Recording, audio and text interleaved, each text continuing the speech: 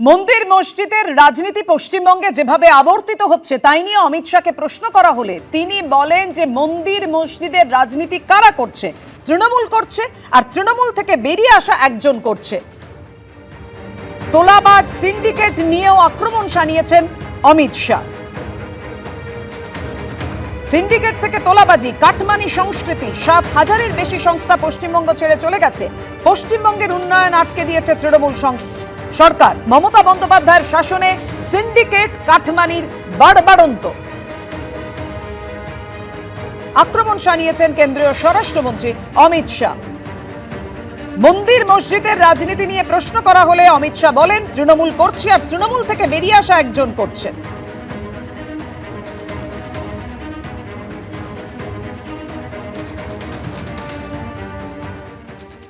मंदिर और मस्जिद दोनों की राजनीति कौन कर रहा है? एक तृणमूल से निकले हुए एमएलए कर रहे हैं और एक तृणमूल कांग्रेस कर रही है। चुनाव के वक्त ये सब करने की परंपरा कितनी उचित है वो बंगाल की जनता को तय करना पड़ेगा, मगर मुद्दा यहाँ तक सीमित नहीं हुआ है।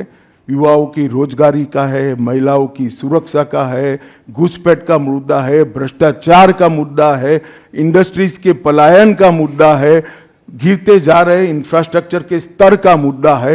ढेर सारे मुद्दे हुए, कहीं से बच नहीं सकते। এ বিষয় নিয়ে আমরা কথা বলবো। এই মুহূর্তে তৃণমূলের রাজ্য সহ সভাপতি জয়প্রকাশ মজুমদার আমাদের সঙ্গে রয়েছেন। জয়প্রকাশ দা, অমিত শাহ বলছেন যে মন্দির মসজিদের রাজনীতি কারা করছে, তৃণমূল করছে, আর তৃণমূল থেকে বেরিয়ে আসা একজন এই রাজনীতি করছে, এবং ভোটের সময় তারা ইচ্ছে করে এই রাজনীতি করছে অন্য সমস্ত ইস্যু থেকে নজর ঘোরানোর জন্য। জানেন তো, একটা কথা আছে, বেড়াল বলে মাছ খাবো না, কাশি যাব।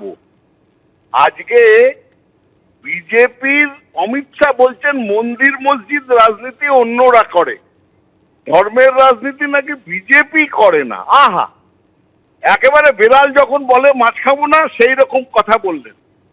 আর আজকে আরেকটি কথা মনে করিয়ে দিই, যে যার কথা বলছেন যে মসজিদের রাজনীতি, তিনি 2019-এ জয় শ্রীরাম বলে আপনাদের হয়ে দাঁড়িয়েছিলেন কেন? তখন সে ভালো ছিল? সে তো তখন বিজেপির সঙ্গে ছিল, তার ব্যাখ্যা বিজেপি দেবে। সুতরাং ঝুড়ি ঝুড়ি মিথ্যে কথা বলে বাংলায় কিছু করা যাবে না, এইটুকুনি জেনে রাখুন। ধন্যবাদ জয়প্রকাশ দা।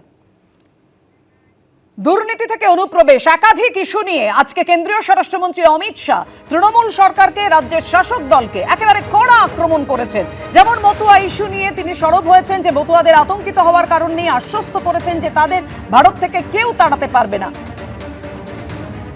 অন্যদিকে সিন্ডিকেট ইস্যু নিয়েও আক্রমণ শানিয়েছেন অমিত শাহ।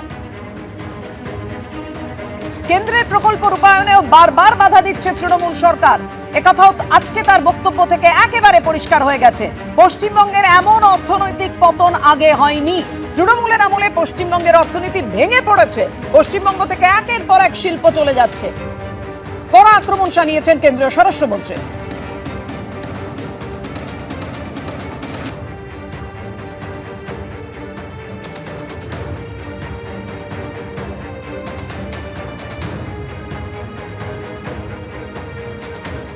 बंगाल एक जमाने में सब बात में सबसे पहले था। सबसे पहला मोटर कारखाना पश्चिम बंगाल में लगा, सबसे पहला पावर प्लांट 1887 में बंगाल में लगा, सबसे पहली कोयलरी बंगाल में आई, सबसे पहला स्टील प्लांट बंगाल में लगा, देश की सबसे पहली हाई राइज बिल्डिंग बंगाल में बनी, देश की सबसे पहली जूट मिल बंगाल में बनी, देश की पहली मेट्रो ट्रेन बंगाल में आई, एक ही शहर में 2 पोर्ट एक ही जगह है बंगाल में है, और देश की सबसे पहली आधुनिक यूनिवर्सिटी कलकत्ता यूनिवर्सिटी भी बंगाल में बनी, और विश्व प्रसिद्ध विश्व भारती यूनिवर्सिटी भी, जिसने भारतीय शिक्षा के कंसेप्ट को जमीन पर उतारा, वो भी बंगाल में बनी।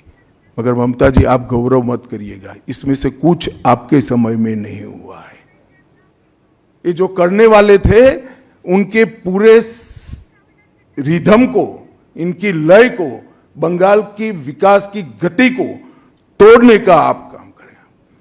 बंगाल आज इंडस्ट्रियल रूप से कंप्लीटली बर्बाद हो चुका है, और ये आपके शासन में ही हुआ है। आधा अधूरा तो कम्युनिस्ट बेचारे कर कर गए थे, आपने तो पूरा ही समाप्त कर दिया। सिंडिकेट राज, तालेबाजी, शत्रुतापूर्ण माहौल, इसके कारण 2011 से 25 के बीच में 7,000 से ज्यादा कंपनियां बंगाल छोड़कर बंगाल के बाहर चली गई। एबीपी आनंद एगिए थाके एगिए राखे।